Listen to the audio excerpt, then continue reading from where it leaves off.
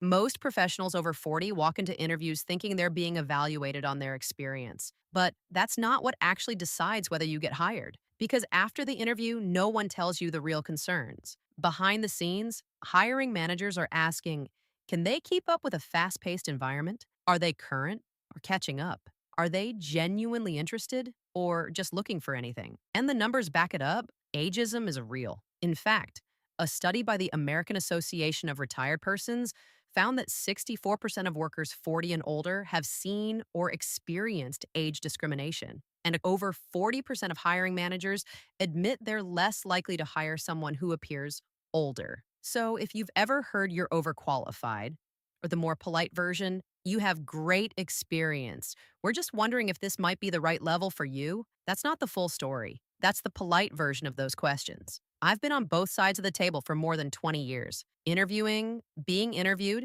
and sitting in the room after candidates leave. I've seen what actually gets discussed, and today I'll show you how to address those concerns proactively and reframe the overqualified perception before it even becomes an issue. First, let's make sure your resume isn't working against you before you even get in the room. And this is where most people get it wrong. They treat their resume like a career archive, a record of everything they've done. So let's fix that. Your resume is not a 5-page history of everything you've ever done. If you graduated in 1987, remove the graduation date. If you had a role in 2003, it's probably not relevant anymore. Focus on the last 10 to 15 years. That's your story now. Everything before that is context. Second, speak in results, not responsibilities. Most resumes read like job descriptions. If your resume says responsible for managing daily operations, instead say streamlined daily operations and cut processing time by 20%, saving 10 hours per week. Or instead of led cross-functional projects, try delivered a $2 million system migration 3 weeks early with zero downtime. Real numbers, real impact, recent results. Because here's what actually matters.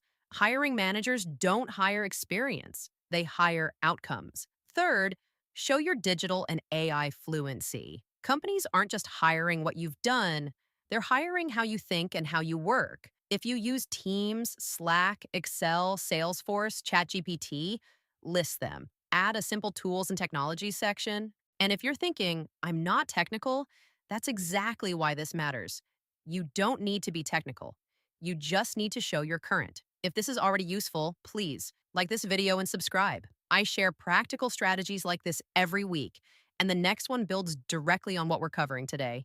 In the interview, you need to position your experience before they do. Now let's talk about what happens once you're actually in the room, because this is where most of the real decisions get made. And it's also where most people over 40 make the same mistake. They come in ready to answer questions, but not ready to shape how they're being perceived. But from the very first question, usually tell me about yourself, this is your opportunity to guide the conversation and position your experience. Address this overqualified concern directly. You can say something like, I've found that with my experience, I can get up to speed quickly. In my last role, I identified inefficiencies within the first few weeks, things that had been there for a while, because I've seen similar situations before. I don't need much ramp up. I focus on simplifying and getting results quickly. And I also look for ways to support the team and make an impact beyond just my immediate role.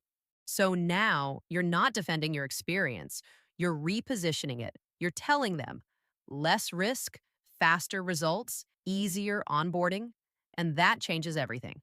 Next, show that you're staying current. Now there's almost always a second question sitting in the room. Are they keeping up? So answer it before they ask. This is what you can say. I make a conscious effort to stay up to date. Over the past year, I've completed several certifications relevant to this role. I've also started using AI tools like ChatGPT for drafting, planning, and preparation. It saves time, and honestly, I wish I started sooner. That last line does a lot of quiet work. Name your certifications. Specific courses signal active learning. Mention the AI tools you use regularly, and frame your learning as a growth mindset, because this is important. Today, it's not just about experience. It's about how you upgrade how you operate.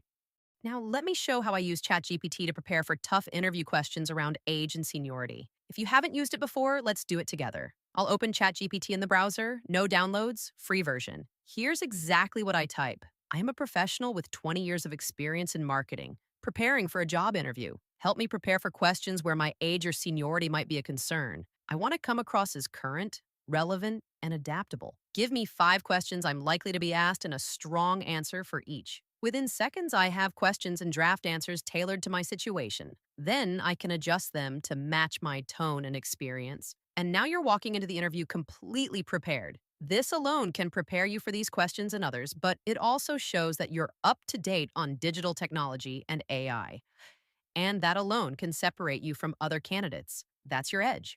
Finally, bonus tip, don't just rely on job postings. This matters more than most people realize. Job postings are only part of the picture. Most real opportunities come through people, not applications. So instead of applying more, start being more visible. Go to LinkedIn, search your target role, and look at 5 or 10 postings. Notice the words that repeat. Those are the words recruiters actually search. For example, cross functional collaboration, or P&L ownership, or stakeholder management. If they're not in your profile, you might be invisible. Next, turn on the Open to Work feature. Put it on your photo frame. If you want it to be invisible for your current boss or colleagues, set it to recruiters only. And start networking.